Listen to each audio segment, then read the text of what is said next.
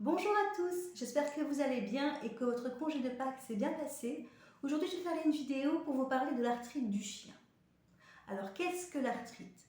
Souvent, on confond l'arthrite et l'arthrose. L'arthrite est une inflammation des articulations et l'arthrose, quant à elle, est une affection mécanique qui va toucher le cartilage. En fait, le cartilage va s'user par frottement au niveau de l'articulation. Quels sont les symptômes de l'arthrite? Eh bien, vous allez voir que votre chien va avoir des raideurs, notamment quand il va se lever après son sommeil, il va avoir du mal à se lever, il va marcher différemment, il ne va plus courir. Vous pouvez aussi avoir de la fièvre, une perte d'appétit et généralement, il peut aussi se lécher. La différence entre l'arthrose et l'arthrite à ce niveau-là, c'est que par exemple, pour l'arthrite, vous allez avoir une inflammation. Donc vous allez avoir une zone chaude au niveau de l'articulation douloureuse. Vous pouvez avoir aussi une rougeur et même que ce soit un petit peu enflé aussi. Pour l'arthrose, eh bien, ce sera froid. Il n'y aura pas d'inflammation. Que faire en cas de suspicion d'arthrite? Évidemment, rendez-vous chez votre vétérinaire afin qu'il puisse faire les examens adéquats pour diagnostiquer l'arthrite. Il faut évidemment que vous soyez sûr avant de donner des remèdes qui soient naturels ou pas. Évitez de pratiquer l'automédication sur votre chien sans avoir de confirmation d'un professionnel. Généralement, l'arthrite se trouve chez les chiens plus âgés, mais elle peut également apparaître chez des sujets plus jeunes, par exemple suite à une blessure. À ce moment-là, vous allez avoir une réponse inflammatoire et donc le chien va développer de l'arthrite. Il y a plusieurs façons d'aider finalement, de réduire l'inflammation et d'aider le chien au niveau de la douleur de manière naturelle. Vous avez par exemple au niveau de l'alimentation, les compléments alimentaires. Vous avez également les massages, vous avez les huiles essentielles, l'homéopathie et les cataplasmes. Alors je vais développer tout ça. Je vais vous expliquer un petit peu ce que vous pouvez donner à votre chien en complément d'un traitement médical. Au niveau de l'alimentation, vous pouvez par exemple donner à votre chien de l'huile de poisson, de l'huile de foie de morue, de l'huile de krill. Je ne connaissais pas, mais c'est un crustacé d'eau froide. J'ai appris ça dans la petite recherche sur l'arthrite. Vous pouvez aussi également lui donner de l'huile de graines de lin. Alors généralement on peut aussi donner, enfin à l'humain on peut donner des noix, tout ça, noix de cajou, des noix de pécan et tout ça. Mais pour le chien, évitez. Vraiment, donner l'huile de poisson c'est très bien, l'huile de lin. Généralement ça se vend sous forme de gélule. Et alors, renseignez-vous au niveau de votre pharmacien pour la posologie en fonction du type de produit que vous allez acheter. Vous avez également une plante qui n'est pas de chez nous, mais je tenais à vous en parler quand même, c'est l'Harpagophytum. C'est une plante du sud africain et elle se vend généralement, vous pouvez la trouver en ligne d'ailleurs, elle se vend généralement sous forme de poudre. À ce moment-là, référez-vous pour la posologie. Généralement, je pense que c'est 1 gramme pour moins de 4 kilos, ce genre de choses. Donc voilà, reportez-vous la notice pour cette plante. Donc c'est une plante qui a des vertus anti-inflammatoires.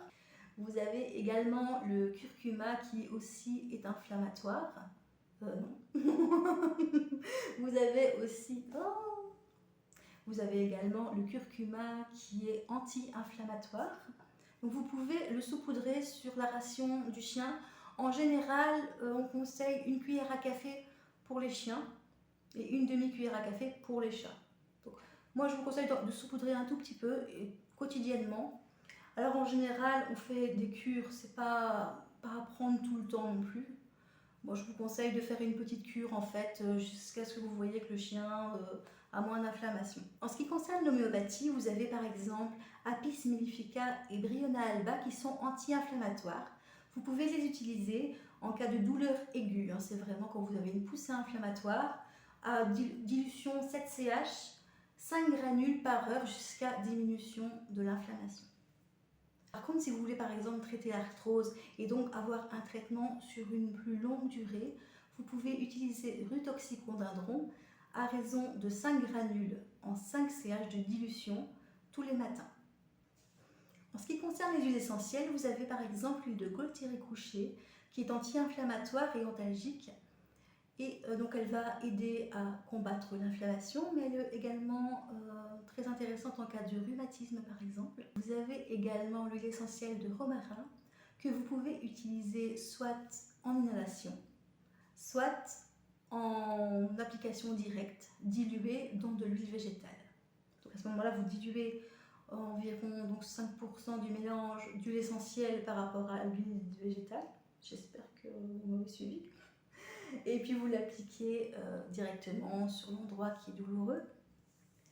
Ou vous pouvez mettre quelques gouttes, vraiment 2 gouttes, 3 gouttes, dans de l'eau et la diffuser dans la pièce pendant max 30 minutes. Pour soulager l'arthrite de votre chien, vous pouvez également pratiquer des massages. Alors comme huile de support, vous pouvez utiliser des macérats. Donc ce sont les plantes qui sont macérées dans de l'huile végétale.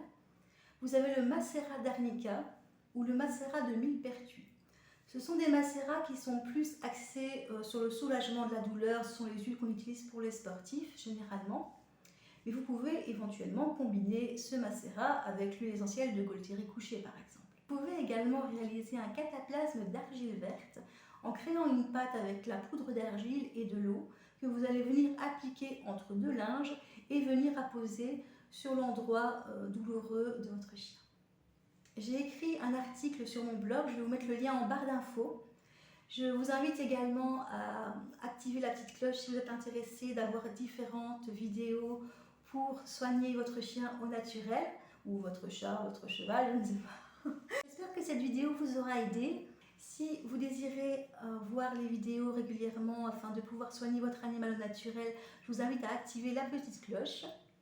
Et je vous remercie en tout cas de m'avoir suivi, d'avoir regardé cette vidéo. Je vous fais plein de bisous et je vous dis à bientôt.